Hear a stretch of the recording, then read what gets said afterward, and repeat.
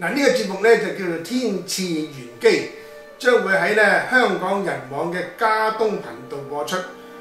主持人咧就係我叫做劉天賜。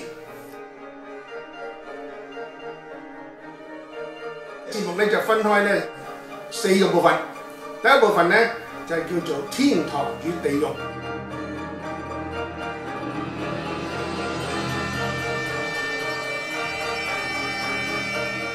原來咧每一個宗教同每一個文化咧都有唔同嘅天堂同地獄嘅噃。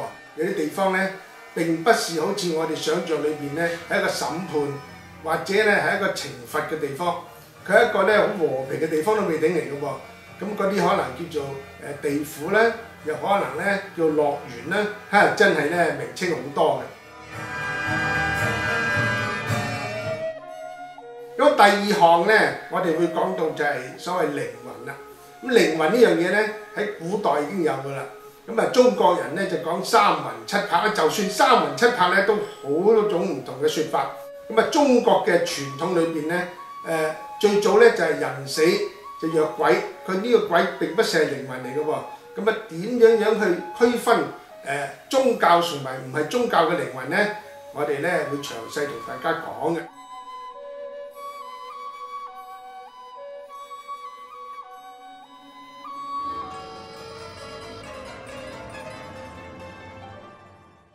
乜嘢叫不死咧？係咪有啲嘢真係唔死咧？傳說上咧真係有喎，文學藝術上咧亦有，電影電視上咧就更多。而家咧喺西方咧更加興起所謂吸血鬼 vampire。咁 vampire 係乜嘢嘢嚟嘅咧？中國殭屍究竟係同 vampire 同唔同嘅咧？喪屍 zombie 咁呢種嘢係乜嘢嘢嘅咧？係唔係又係一種咧 undead 嚟嘅咧？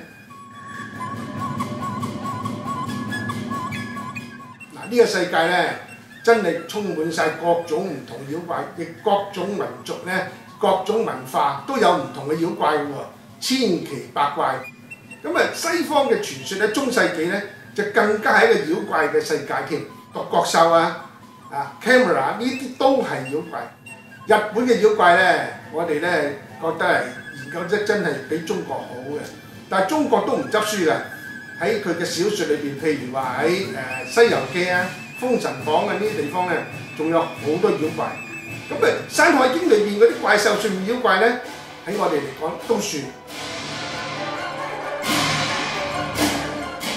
嗱，呢個節目咧並不是咧係倡導迷信嘅喎，雖然叫玄機啫，都係咧一種知識。希望咧喺呢個網上高咧，大家咧得到一啲娛樂，亦得到知識，亦得到一啲啟發。